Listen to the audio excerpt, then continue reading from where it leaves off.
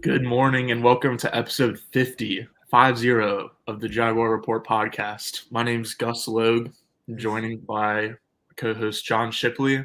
Episode 50, John. What better way to kick it off than the kickoff of the season? Did you see 50 coming? I know we say this literally every episode as a number Yeah. higher, but 50 especially. That is not a bet I would have took. When did we start this in the 2021 offseason? Or you started it before me, but then I joined around then, I think. Yeah, no, I started in like 2019, but it started in 2019. Wow. I didn't Yeah, know it was that. I remember being in the middle of a podcast when Tom got fired. And but it really started in 2021. It didn't start without you guys. I appreciate that. Yeah. Yeah, it's really just the John and Gus show after all. But Yeah, don't listen to any pre-Gus episodes. I would love to try to take them off the internet. Yeah, that would be advised. But today we're gonna do a little game week 1 preview. The Jags play at Indianapolis for their season opener on Sunday at 1:00. John, before we dive into the first game, maybe we'll do a little season refresh. What was your record prediction for the Jaguars when the regular season schedule first came out? I will say, before we get into that, I do want to take a victory lap on Kadarius Toney in front of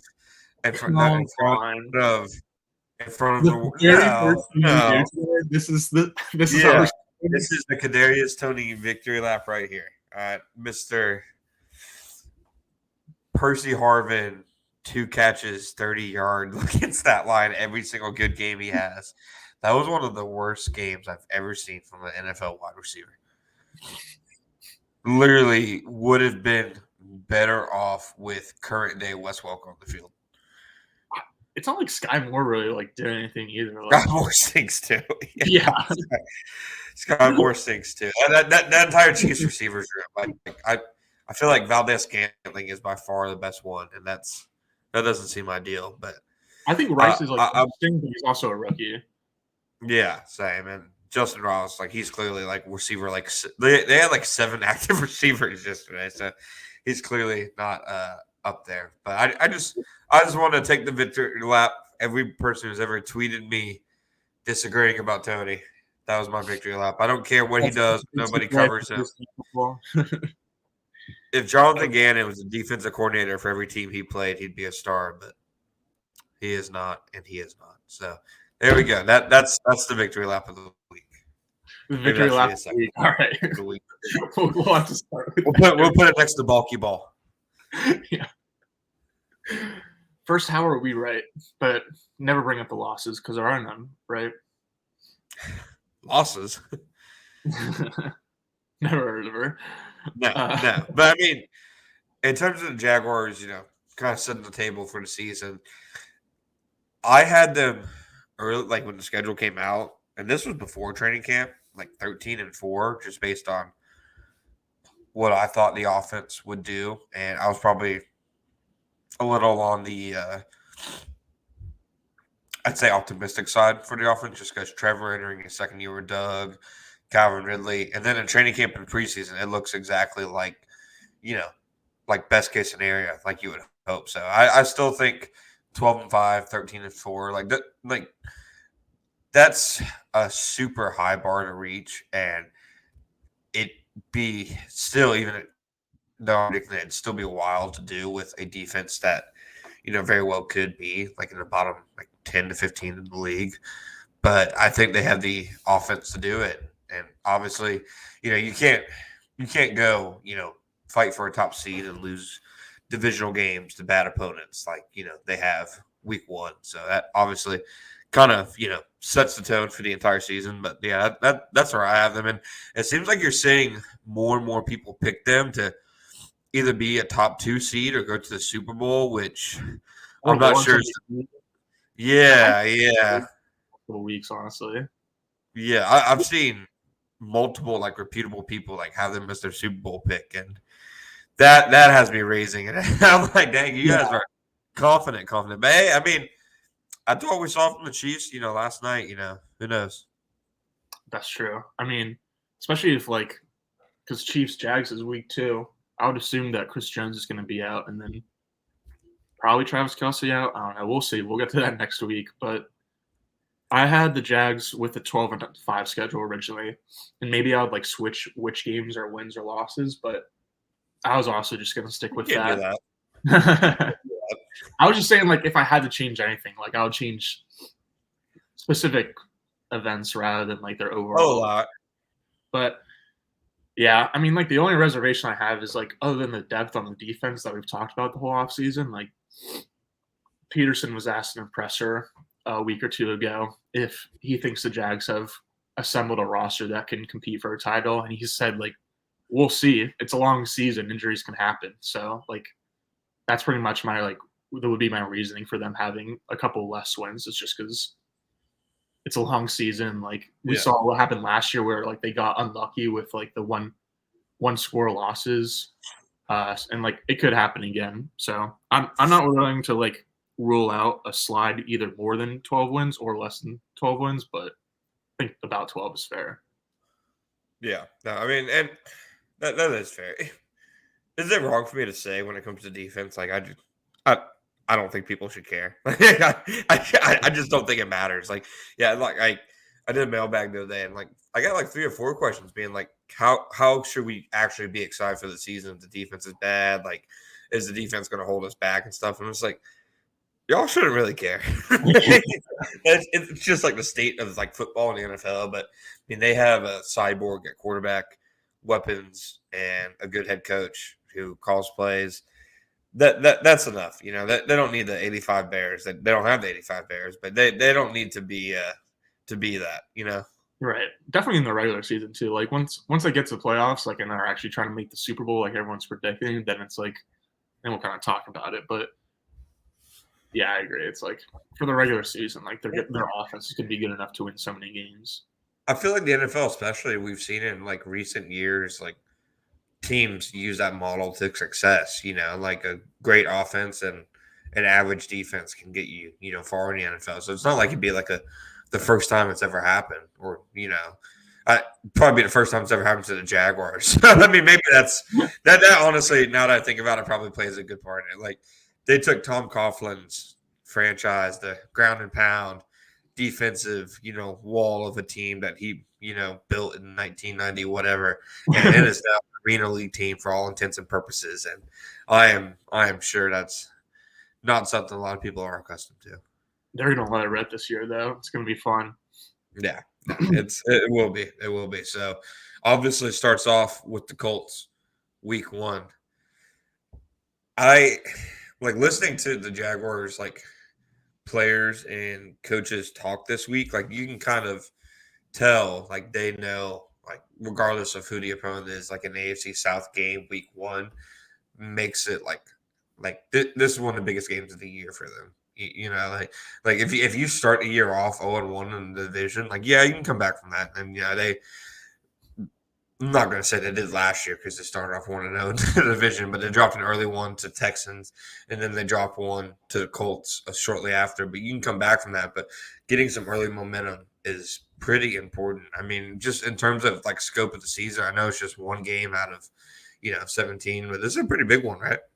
So I think they are good, like as a team of like not looking back to like last year and like the wild card game, and then like their matchups with the Colts, and not looking like too forward ahead in this season, and like looking forward to how like good the team could be. But yeah, they seem pretty laser focused on the Colts, and like Peterson. I don't know if Peterson said it specifically, but Lawrence definitely said that like he had a sour taste in his mouth from being 0-2 in his career at Indy. They seem pretty locked in. What are you looking for on the offensive side of the ball? Well, okay, so the offense, it starts with I know you saw it last year. It's going to be like Doug Bradley, not Doug Bradley. Jesus Christ, that is some kind of sick Frankenstein creation of Jaguars. God, Doug Peterson. It seems like every time he's asked about Gus Bradley, like he answers unflinchingly, but I'm like, you want to come out of character, don't you? Like you just want to come out and say it's one of the easiest defenses in the league to prepare for. And that's like, I know it's an insult, but I mean, it's like not a knock necessarily on Bradley because like I've heard the argument made before by, coaches in the NFL that, yeah, his system's really simple, but his players, they can kind of just play fast because they're doing the same thing every single play, which, Right. Fair enough. We saw that with the 2017 Jaguars. So, to Yeah. a degree, That's that makes. But the Colts don't have the 2017 Jaguars on the field. So I think it starts with Doug and his staff against Gus. And the Jaguars, like last year, he schemed the hell out of Gus in their first matchup. I think there was one play where the linebacker EJ Speed got matched up with Christian Kirk on a vertical route, and it looked like it was too easy. And then I know they lost 27, I think 31 the second week, but they still put up, 27 points. I remember Jermichael Hasty had a really big run on a really nicely designed short yardage play. Trevor Lawrence, I think that was the game. Like he only had a handful of incompletions. It was all like, I think he only had a handful of incompletions in both games last year. Honestly, like I feel like he was like 47 of 55. Yeah, he completed like 83% of his passes against the Colts last year. Yeah. So like, Doug can scheme up Gus Bradley, and right. I know you saw the video last year. He was asked about Gus, and he's like, "Man, the thing you appreciate about Gus is he doesn't ever change what he's doing." Like that. I was like, that's not exactly a compliment. Yeah. It was like the way he put it was like the one thing I appreciate him was like, oh, he's about to say something nice about him. That's cool. And it's like, I appreciate him because he makes my job easy. Yeah. Yeah. So I mean, I think that's the first thing, to look for is, really how Doug, schemes against Gus's, cover 3 scheme. Yeah. How can he get mismatches? Specifically it feels like, against the Gus Bradley team, the slot guys really eat, if you can get them matched up against linebackers. And Gus isn't a guy who's going to like send the house blitzing. So it's really going to come down to Trevor also, making quick decisions, making the right decisions. But for a guy who looked like his processing speed is at the highest it's ever been, I wouldn't imagine that's an issue. Mm-hmm. That's what I was going to say that I was like looking out for Lawrence in this game. Like, I don't really care if he completes 90% of his passes, but just like the overall cool and collectiveness that he has and like how much of a rhythm it seems like he has in both his second year in Peterson's offense and in like the first game with Ridley. Because I think I agree with you that it starts with like the coaching with Peterson versus Bradley, but like then leading from that is like Calvin Ridley versus the Colts outside cornerbacks. Because right now on Indy's depth chart, they've got 2 undrafted cornerbacks from last year set to start outside with Kenny Moore still in the slot. So like, I mean, like we already expected Peterson to continue like dicing up the defense, but now it'll be interesting to see what he and Press Taylor do to like get Ridley the favorable matchups and like good looks downfield against these young, inexperienced Colts corners. Who are the Colts cornerbacks? Darrell Baker Jr. and Dallas Flowers. All right. Enough of that.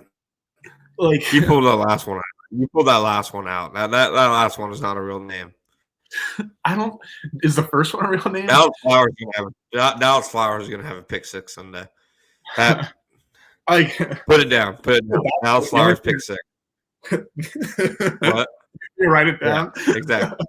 Yeah, write it down. Dallas Flowers pick 6. Simply because we're making fun. I was gonna say, like, I almost feel bad because like the only thing I know about these 2 guys is just that like they don't have any experience. And then even like Kenny Moore Kenny Moore's a good slot corner, but even he like can pretty feasibly give up like some big plays to Kirk and Ridley. Right. It's not like it's like, oh, Kenny Moore's in the game, like Kirk's gonna have a bad game. Or like, Kenny Moore got dotted up by somebody in 2021, that last game of the year when they beat them. Because I remember the Hard Knocks video and his parents being at the game. I don't know the Colts games or the Colts for someone else. The Jags Colts game, like 2021.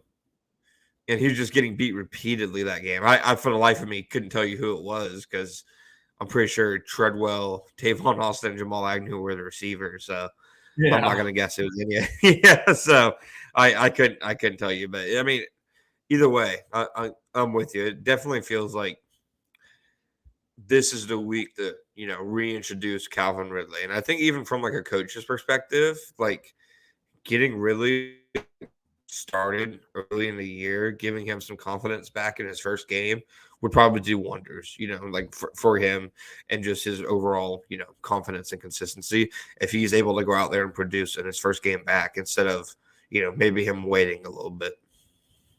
Yeah, totally. Like, even if the Jags win, but then he only has like 2 catches, then in the back of his mind, he might be like, all right, like a win's a win, and that's like comes first. But I don't like feel all the way back yet. So the sooner he's back, the better. But like with this match with the against the Colts, I do expect him to start fast. So Colts defensive line against Jags offensive line, where do you stand? Because I mean, DeForest Buckner, Kwity Paye, Grover Stewart, I mean, they have solid players on the line. Well, yeah, like Grover Stewart and DeForest Buckner, especially in the interior, like that was going to be the area that I was going to say that the Colts could have like a little bit of a mismatch over the Jags. But like the run game for the Jaguars will be interesting because like they ended up having to bounce so many runs outside last year, like to get ETN in space. So now with ETN, like maybe improving his vision during the offseason, and then like the addition of Tank Bigsby, like what do the inside runs look like, and like how do the success rate of those look like, especially with like Jacksonville's left guard questions from this training camp against Stewart and Buckner. I don't think this is a tank week. Yeah, I mean, I think this is ETN week. Like, yeah, I'll say my game prediction for a little bit, but like I think it's like a pretty good ETN week. If the other team has good interior defensive line, I'm going to say it's an ETN week. If they're like lighter up front, I'll say it's a tank week. Like if they played the Commanders again, don't even play tank. Like that's not a tank week. I don't think there's any like non-ETN weeks though. It's like I don't think there's going to be where it's like, oh, Bigsby's going to have a great game and ETN's going to do nothing. It's like either Bigsby and ETN will have good games, or just ETN will have a good game. I feel like, but not a tank week. I mean, like 5 carries for 12 yards. Yeah, yeah. Like to give you some context of what I mean. Yeah. So I mean the Colts games, Jaguars games last year. I mean, Stewart and Buckner, like especially that first game, other than James Robinson breaking off a long run, they couldn't get anything inside. Like they were whooping the Jaguars inside. So that's definitely, I think, a big, thing to watch. I'm interested to see. I mean, to me, one of the most interesting things about the offense is pretty much the only rookies who are going to get significant playing time on Sunday will be on the offense. Anton Harrison starting a right tackle, Tank Bigsby, getting his touches at running back, and then Brendan Strange, as whatever. I couldn't even tell you if he's a number 2 or number 3. It doesn't seem to matter. Yeah, it doesn't seem to matter. So, but I mean, it feels like it. Any rookies make a contribution, it'll be those 3. I'm interested to see, like how they, really fare in their debuts. Because I mean, they all had good preseasons. They all had by rookie standards, and I'm just interested, like when the bullets really start flying, for a team that's ready to win now, what it means to have 3 rookies contributing on offense. That's fair. I do think this is a little bit of a nice week to get them into NFL speed because like the Colts depth at edge is a little mysterious. They got Kwity Paye, who's like turning into a good player, but other than that, like I'm looking at the depth chart right now. EJ Speed is another edge rusher for them. Like I don't know anyone on their team besides Kwity Paye. What is it? Dio, the guy they have from, I think he went to Wake Forest. He was like the really athletic guy. Yeah.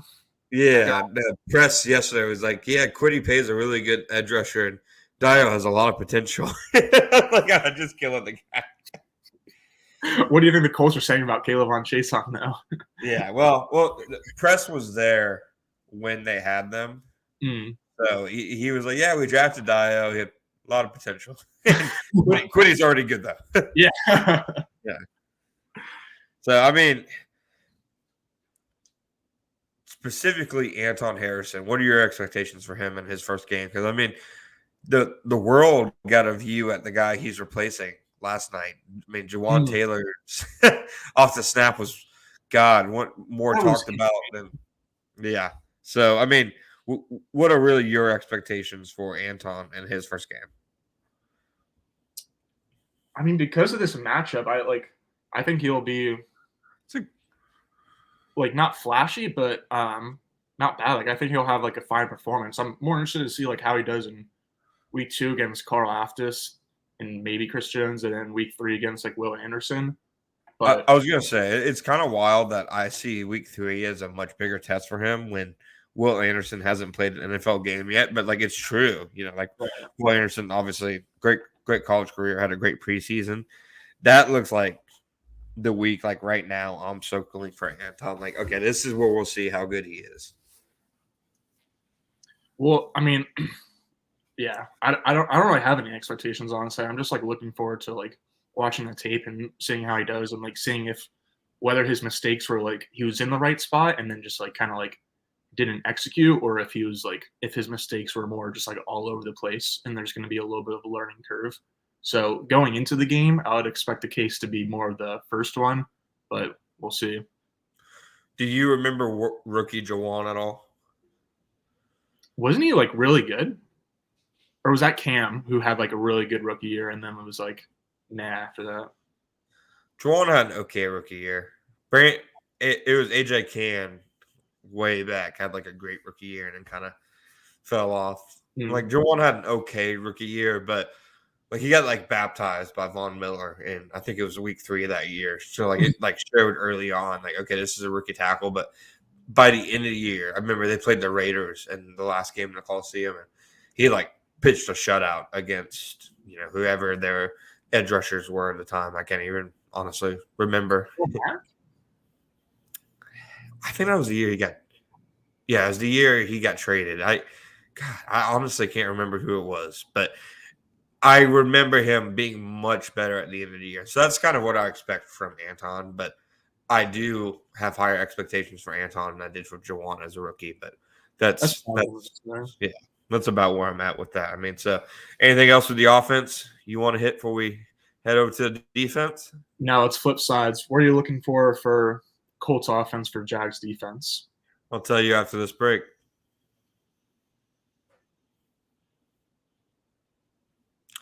All right, Jaguars defense, Colts offense.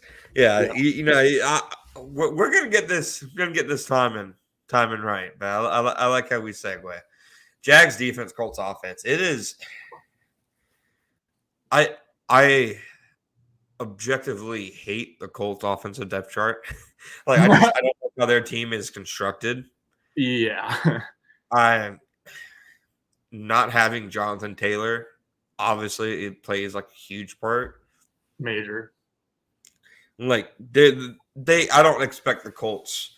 If the Colts have any semblance of a running game from their like backfield this week, the Jaguars either made a terrible mistake schematically, got some terrible performances from somebody, or they missed Devon Hamilton way more than anybody thought. Because I mean, you look at the running back room, and it's like really the only guy I think they have to worry about on the ground is Anthony Richardson, which isn't to say that's easier than preparing for a running back because he's, a freak of nature. But it's at least having to prepare for a mobile quarterback and a running back would be such a like a pain and so hard to really like you'd have to really pick your poison. But knowing they just had to prepare for basically Richardson on the ground, I think should open things up for them.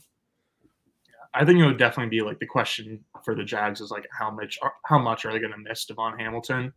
But I expect Richardson to like get his on the ground, and not necessarily because of like anything about the Jags defense, but just because like the Colts are kind of going to have to, and like I just think he's going to get like plenty of like zone reads and plenty of opportunities for carries, and then he's just like good enough athlete that he'll make the most of enough opportunities. So like when he does like drop back, or like go look to pass. Like just like keeping him in the pocket is obviously huge. Just like mitigating the damage that he does with both his legs, but also his arm. Just because like Alec Pierce and I had a couple like pretty big, long catches last year against the Jags. So just like keeping the explosives low, like should be able to get the Jags out of India pretty easily. He had explosive catches against Shaquille Griffin. Let's be more specific. That was one of the worst games I've ever seen a quarterback play. Yeah, that's fair. I'm just saying, like, he's like an explosive target, and like the Jags have seen it before. No, 100%. I just want to take a dig at that terrible performance, and I feel like Richardson as a deep ball thrower, like he looked good in the preseason. He's really good. Like he's got like really good like placement. It's wild how like his touch on throws to the line of scrimmage is like irrelevant or just like all over the place. But then his touch on deep ball is just like genuinely really good. He is kind of like the Justin Fields syndrome because Justin Fields is the same way. Like Yeah. Justin Fields, like throws like between 1 and 10 yards, can't hit him. Literally cannot hit. Like dude can barely throw a screen, but ask him to rip like a 50-yard throw downfield, easy. Yes, like the easiest thing in the world.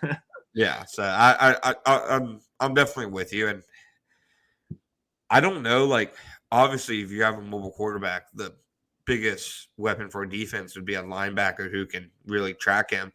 I don't know who the Jaguars would put on him because like Fourier is big enough to bring him down and a good enough tackler, but he's not fast enough. And Devin Lloyd's fast enough, but I'm pretty sure he would pinball off of him. So he's kind of a mismatch for the Jaguars linebackers in the running game, in my opinion.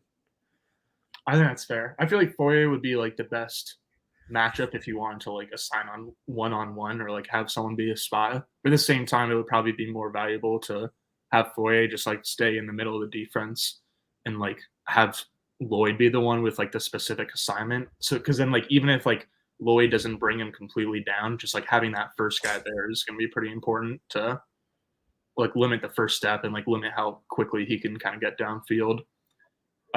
Yeah, I'm interested to see like Caldwell's scheme too. Like we talked a lot about Peterson versus Bradley, but like what Mike Caldwell does is going to be pretty huge because I feel like he's gonna need scheme to boost some of these guys up a little bit, at least at the beginning of the season, since like Trayvon Walker and Devin Lloyd aren't going to make major jumps from like last divisional round to today or until Sunday. So like what he does on the back end in terms of like mixing up coverages and like having safeties rotate to confuse a rookie passer in Richardson, and then also like the stunt games that he does to like try to like just scheme against like the zone reads and the quarterback runs, and then also like on third downs, like how he tries to get pressured at Richardson, not necessarily like or not just like at Richardson, but like then who he uses on the defensive line and in what spots and stunts. So big Mike Caldwell game, I think, just to like have a feel of what the season could look like. Yeah, no, definitely. And I think like Mike Caldwell, in my opinion, is one of their X factors, for a season. I say that after 20 minutes ago, I said defense doesn't matter. They're going to score 100 points per game. But like seeing like what strides he makes in year 2 as a coordinator, and like it seems like the constant message with him, at least when he's talked to the media, has been that he understands like their players more now than he did a year ago. And I think you can kind of tell, like at the start of the year, they had some guys in places they shouldn't. Like Darius Williams never should have been in the slot, but kind of had to be because they paid Shaquille Griffin. So that kind of worked itself out with Griffin getting hurt later in the year. But I think like he does have a better grasp for his personnel now than he did probably a year ago. And we'll see how much, that pays off. But I'm with you. Like anything that they can do to throw at Richardson, because so many of the things that he sees in his first like season are going to be things he's never seen in his life, like schemes and, fronts and, techniques that he never saw in college. I mean, especially because he doesn't exactly have a ton of college experience, to begin with. He had the one season as a full-time starter. So I'm with you. Like, it's not a week like to play vanilla. It's a week to kind of throw the kitchen sink at him. For sure. And like the Colts are going to be throwing the kitchen sink at the Jags because like I I feel like a slightly underrated storyline is just like the difficulty in preparing for both a head coach and a quarterback who like has no NFL experience. Like Shane Steichen called plays for the Eagles last year and did a really good job, but like he's never been an NFL head coach. So they're gonna have like a lot of new stuff, and like since it's their first year, like we don't know exactly what their offense will look like. So that makes it a little bit difficult for the Jaguars. The fact that like they're the ones that has to play the rookie coach and rookie quarterback first, but there'll be kitchen sinks thrown at each other basically. Yeah, no, absolutely. And I mean, just in terms of the passing game, who on the Colts like do you think like poses the biggest threat to the Jaguars? Like just not like the Jaguars personnel. I almost feel like it's Downs. Yeah, that's what I was gonna say. I had his name written down. Yeah, like they got Isaiah McKenzie too, and so like I think some people think he's gonna be like the slot guy for the Colts, but Downs is like a super productive receiver in college, and he's just like a little small, but he'll be able to like play in the slot in between Alec Pierce and Michael Pittman, and then like we've talked all offseason about like Trey Herndon in the nickel spot, and like whether Gregory Jr. or someone else is going to be able to like take that job from him or not. So seeing how Josh Downs does against Trey Herndon, and then just like in the middle of the field in general, will definitely be something to watch for. Josh Downs does. Say that 5 times fast. Josh Downs does. Josh Downs does. Josh Downs does. Josh Downs. That Give me was some poor. again or hard. No, I'm with like I feel like Alec Pierce versus Darius Williams is going to look really weird because Alec Pierce has probably like 6 inches or so on him, Yeah. but I also think Williams is like a guy who plays a lot bigger than he is, and I don't know. I don't think Darius Williams is a guy you really worry about, honestly. No, and like it's not going to be that matchup all game. Like I don't think like Campbell and Williams aren't going to like shadow either one. Or at least I wouldn't think because like there wasn't any shadow assignments between these two teams last year. And if anything, like Campbell might shadow Pierce because he's like a bigger body. Uh, but yeah, like even though like there is a big size discrepancy, I'm more worried about like Darius Williams versus Anthony Richardson on the outside when Richardson runs his way than Darius Williams versus Alec Pierce. Yeah. We saw Darius Williams versus Derrick Henry last year. It'd be more or less the same thing. That's a good point. That's a good point. All right. How many sacks did the Jags finish the game with? I said 2 to 3. 3 was like my initial thought. I mean, they could finish like with 0. Like if Richardson is like Superman and does like a Mahomes impression, and, like just dancing around, like I wouldn't be surprised to see that. But at the same time, like it's his first NFL start, and like how do you view Jags D line versus Colts offensive line? Like a little bit of a wash, or do you see one side having an edge? I think the Jags have a little bit of an edge. I don't think the Colts have a good offensive line. Yeah, I'm not. I'm not a Quentin Nelson guy. I think his play has gone downhill a good bit. Ryan Kelly's kind of just been okay for years now. I'm just not super high on the Colts offensive line. So I have the Jags like with a slight edge. I don't know. I can perfectly see in my head right now. Devin Lloyd has a free run to Anthony Richardson and just gets shrugged off like yeah, twice. yeah. I feel like the chances for sacks are going to be there, but I do feel like they're going to miss out on quite a couple just because. I mean, Richardson, I think, is probably going to be one of the hardest quarterbacks to sack. Yeah. So they'll like. I feel like we're both like kind of confident that the Jags are going to have a good pressure rate. It's just a matter of like, can they finish the sacks, which is kind of like the big question for Yeah. the defense in general for 2023. So I this will be hate the first test. I hate this matchup for Devin Lloyd. I think this is a terrible matchup for him, dude. Just Richardson. Yeah. I mean, so is like every mobile quarterback going to be a bad matchup for him? Every mobile quarterback isn't built like a tank. Yeah. Ideally, he would be good against mobile quarterbacks, but Anthony Richardson's a pretty big dude. Yeah. He's a freak. All Yeah. right. Well, you got anything else on this side of the ball, or you want to get to some game predictions? Trayvon Walker, what does he do this week? Like, Your silence, like 3 your sacks. Like silence speaks volumes. I I guess I had like the same idea about him that I had about Anton Harrison. Like I'm not necessarily like thinking or expecting a performance one way or another, but I'll be interested to see afterwards. Like, Yeah, I get it, Gus. You're ready to grind the tape. all right, Yeah, you answer the yeah, question yeah, for me. yeah, yeah, yeah. What do you? I don't. I think people will be freaking out after the game Yeah, because Aiden Hutchinson just unfortunately had like 8 pressures in the game, and yeah, that was insane. He was in the backfield every other snap. What was that? why does this dad call him Hutch? That was crazy too. I'm glad I'm not the only one who like picked up on that because I was like, that's weird. I'm gonna call my kid Shipley. Just shit. And I'll call my kid Log. Moving on.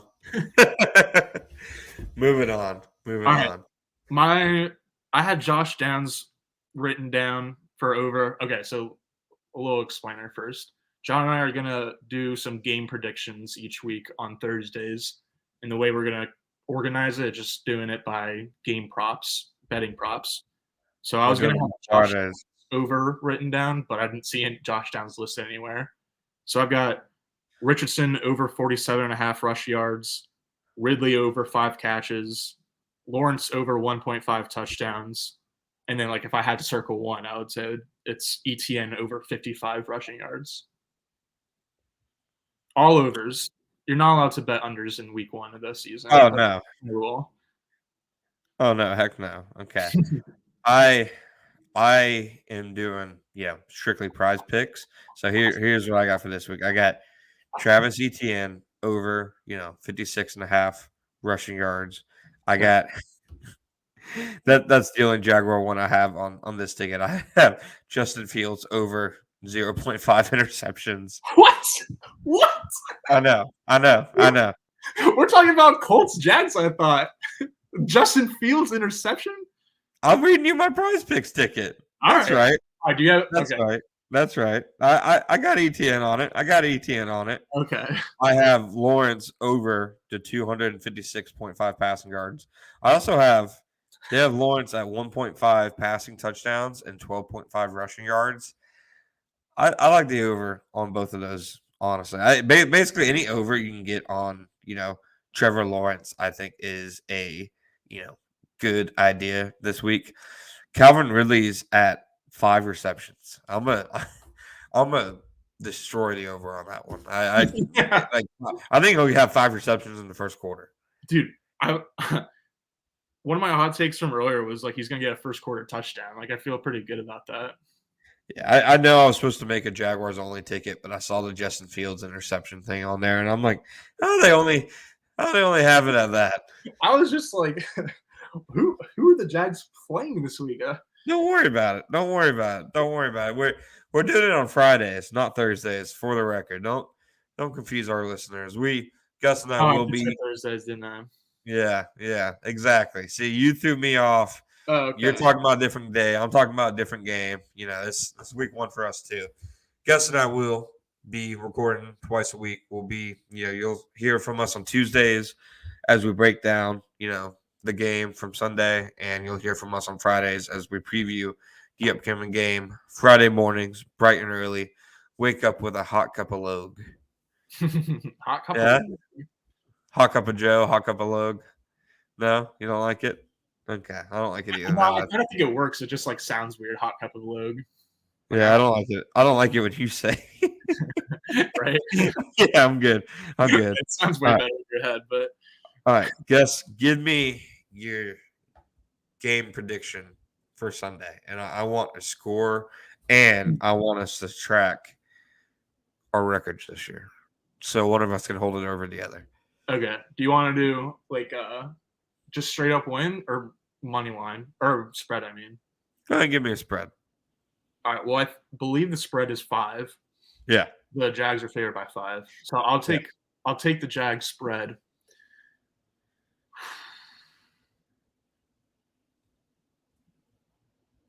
34-17. Damn. I was going to say 30-17. All right. Well, let me write these down. See who's closer. What is 30? What? 30-17. Okay. Oh, nice. Yeah. Like, I think Richardson's going to, like you said, get his on the ground. Yeah. I think he's probably going to get an explosive pass and play here or there, but I also think he's going to turn it over probably a few times. And I just don't think the Colts have the back end on defense to really hang with the Jaguars' weapons and Trevor. Like the way, the only way I see the Jaguars lose in this game is if they shoot themselves in the foot in the red Yeah. zone, and like turn the ball over like they did in the preseason. And they stay out of their own way, they should win this game. Yeah. It's like Richardson is gonna have to be Superman, but then like even if like Richardson is Superman, like he's gonna have to both win the game and the Jags are gonna have to lose it. Like Yeah. I'm doing like a Q&A with the Colts guy from their SB Nation site for Big Cat, and I was like, I would probably take like a 10-point spread just because the offense is gonna put up some numbers. And I said the same thing where like it's more the Jags game to lose than Richardson's or the Colts to win. Yeah. No, I agree with you 100% there. So you have a hot take for the game? I don't have a hot ticket for the game. I've got one for the season. Do you have one for the game specifically? Or darn right at you. I was thinking like maybe like Andre Cisco gets a strip sack. I mean, maybe that's mine for the game. But let's hear yours. Shaquille Leonard will be the worst linebacker on Sunday on the field. Ooh. Yeah. Okay. Yeah. I don't even know who their other linebacker That's is. what I was gonna say. I was like, how is he gonna be worse than the Don't guy? worry about it. Don't worry about it. But Devin Lloyd, for as much as I said I don't like this matchup, will outplay Shaq Leonard.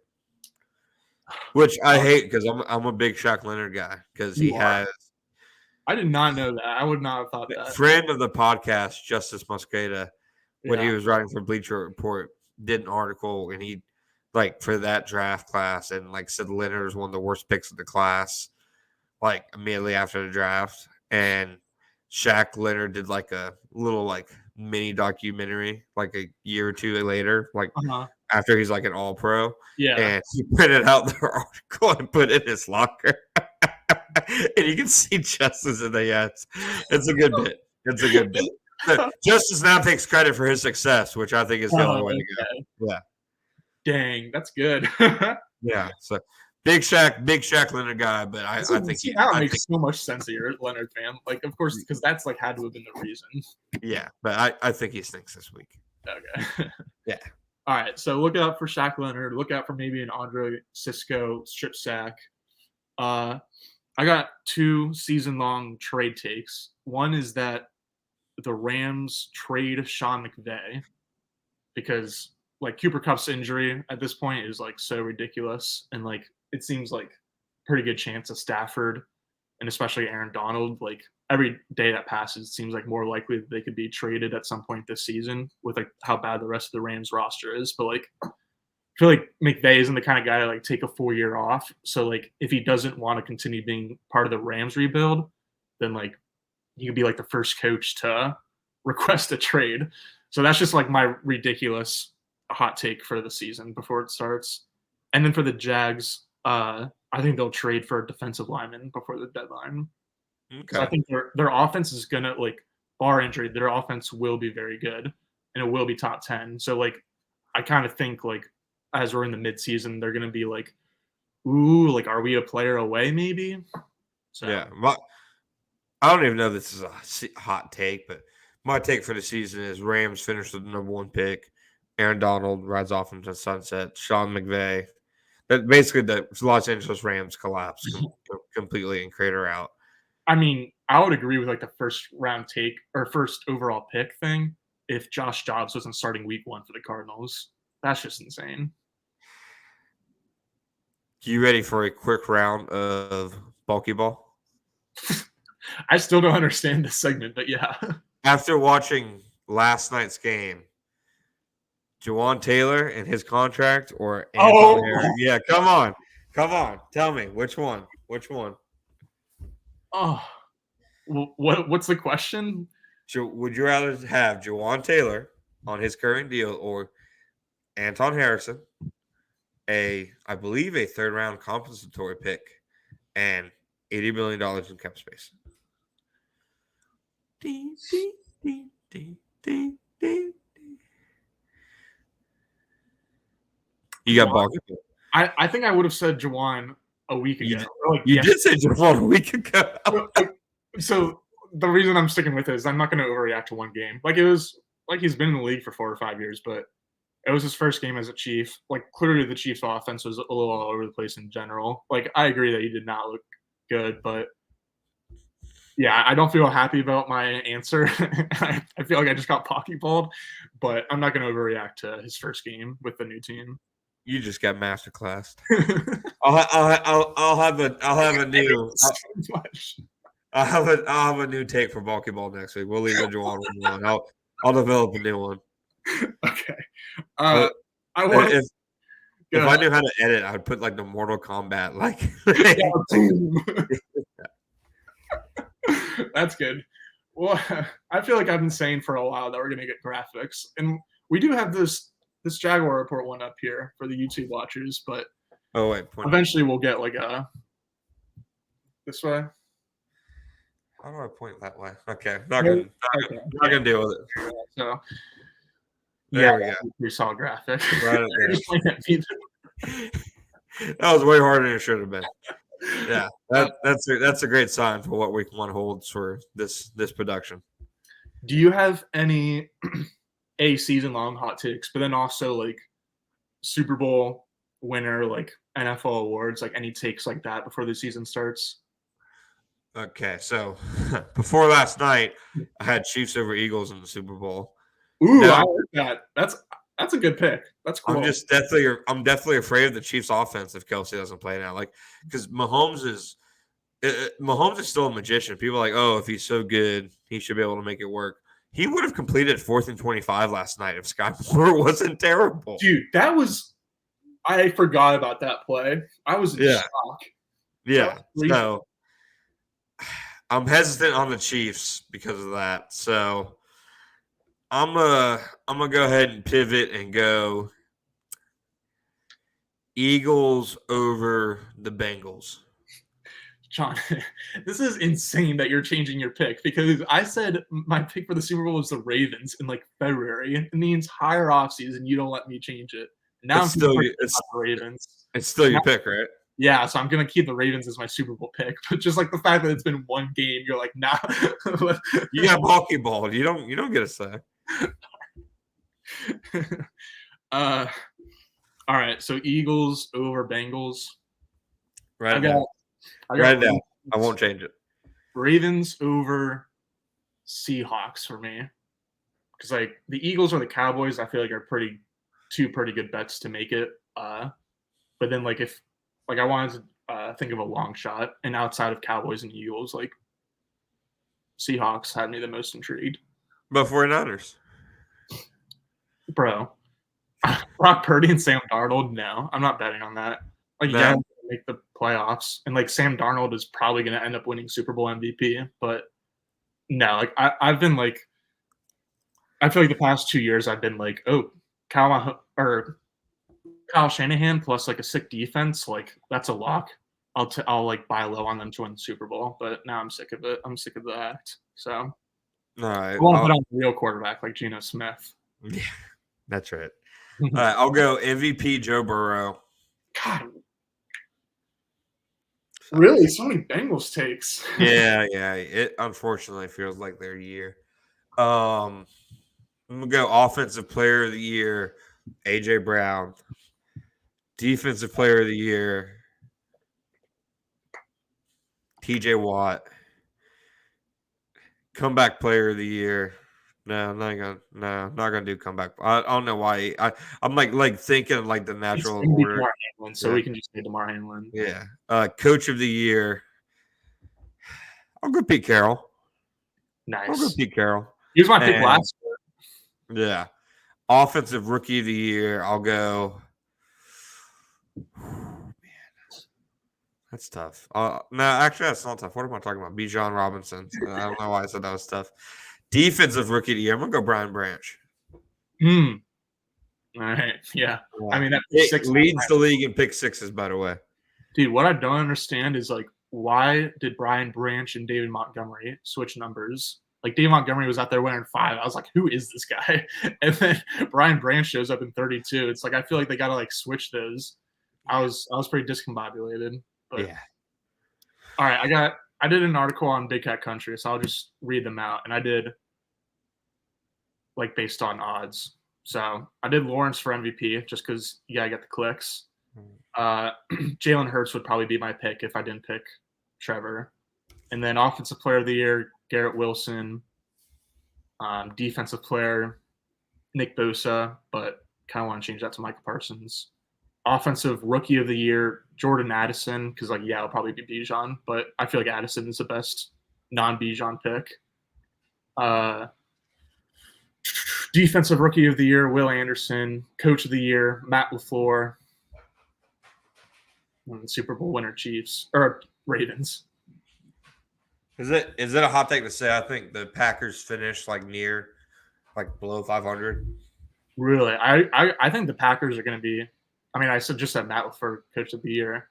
Yeah, I'm just like, since like we don't know what Jordan Love is yet, I think they're like a solid buy low team because like LaFleur is a good coach and like their defensive coaching is suspect, but they've got a good defensive roster. Yeah. So if Jordan Love like ends up hitting, then like the Packers will be a playoff team. So that's like, fair. There's plenty of like other teams with like the same expectations who don't have the same ceiling. That's Right. really all it is. That's fair. I'm mostly bullish on their skill positions, but that's fair. Other than that, you had nothing offensive. Sweet, great. That's always what I go for. Exactly.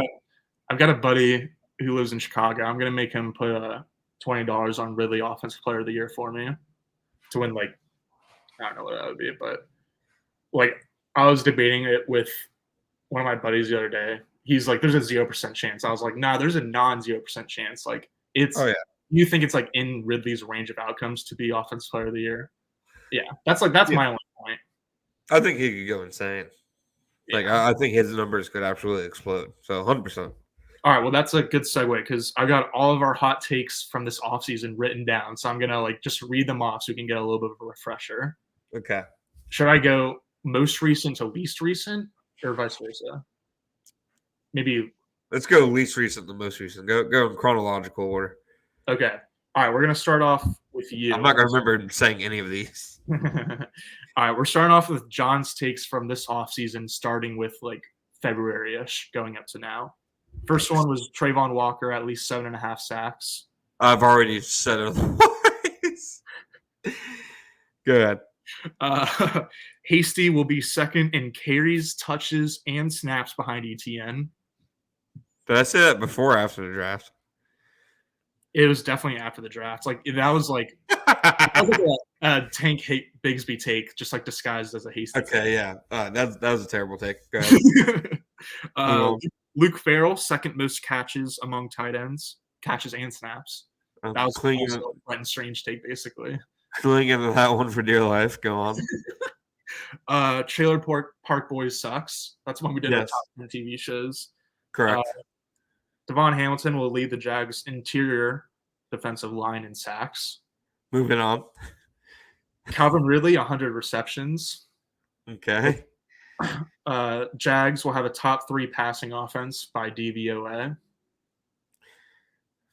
Well, they moved the website, so I'm no longer a subscriber, but yes. I was going to ask about that, actually. Is DVOA like available somewhere, though? Just not there? Yeah. It's at Aaron Schatz's new website. I can't tell you what it is. All right. I'll have to check that out. But if we don't do DVOA, we'll just do like EPA per play. Yeah. And then Aiden Hutchinson, less than 6 sacks in 2023. Did he get He's on pace. He's on pace for 0 this year. Yeah. I mean, that's a good one. That's my most accurate one, right? That is, as things stand today, my most accurate one. Oh, man. All right. My takes going from farthest away to today is Brandon McManus, top 3 fantasy kicker this year. Ridley, Pro Bowler. I honestly don't know, like, which of us said Ridley Pro Bowler and which of us said Ridley 100 receptions, but, like, we both think Ridley's going to have a really good season. I said Evan Engram's going to play on the franchise tag in 2024, so that was terrible. Bulky bald. Yeah. Okay. You got a pokeball too by Strange and Bigsby, basically. It hasn't happened yet. I Okay. haven't been masterclass. You've been masterclass. All right. Let's Well, go. I'm gonna make sure to save these so that I can get my chance of pokeballing you. My next one was offensive guard will be the biggest team need next offseason. Will Anderson's gonna have 3 sacks in week 3. That was kind of an Anton Harrison take. And Ridley will have a first quarter touchdown against the Colts this Sunday. Yeah, that's a hot take. Yeah, that's a scorcher. That is a hot take, John. Come How on. is that a hot take? We need we're gonna take this up to the committee. Literally, anyone having a first quarter touchdown besides a quarterback is a hot take. Oh, now you're gonna go off probability and math and reality. Okay, yeah. Okay. Says the guy who's been getting bulky balled. Hell out of here. That's my problem is that I try to use the logic as much as I can, and then bulky ball, it's just there's nothing to stop that. That's the thing with hot takes. You have to throw logic out the window. You have to, give the world a kick in the pants. All right. Well, we'll see which of these methods works a little bit better. And well, I've already said otherwise on half of mine in print, so I don't remember the trade one at all. I don't remember the hasty one. I said that. Dude, you loved the hasty one because you were getting, rightfully so, getting sick of the Bigsby hype and oh my gosh, he's gonna be the 1B against 1A or whatever. So then you really fired off that one. That was a good one. Yeah. I tend to do that, don't I? All right, so just to recap, our hot takes for this week are Jags to trade for a defensive lineman before the deadline, and I didn't write you down your. Jack Leonard will be the worst linebacker on the field. Whatever that means. How are we going to judge that? Just vibes? With your eyes. Yeah.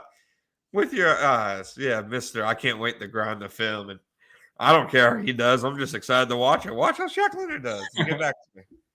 All right. Yeah. That's Leonard, worst linebacker.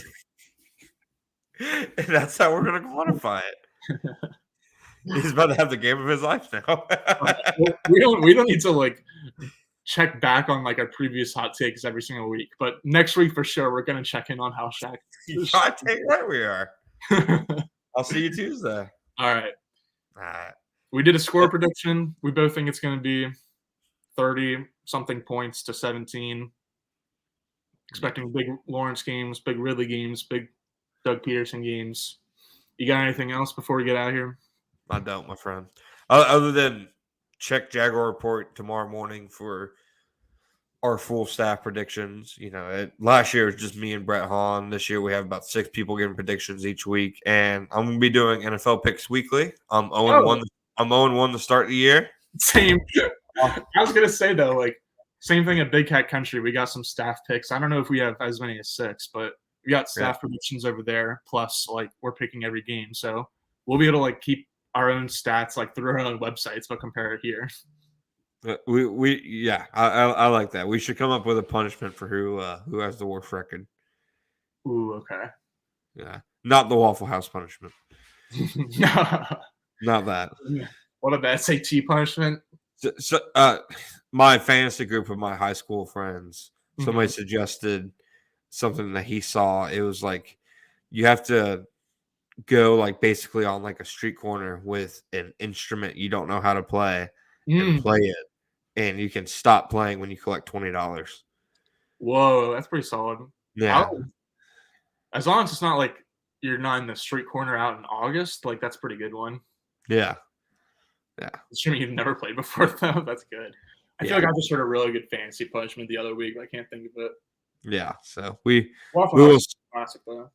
Yeah, so we will see, but that's all I got for this week, Gus. You got anything else? Well, we'll think of a good punishment, and we'll see you guys back here on Monday for the recap and a punishment and a review of Shaq Leonard.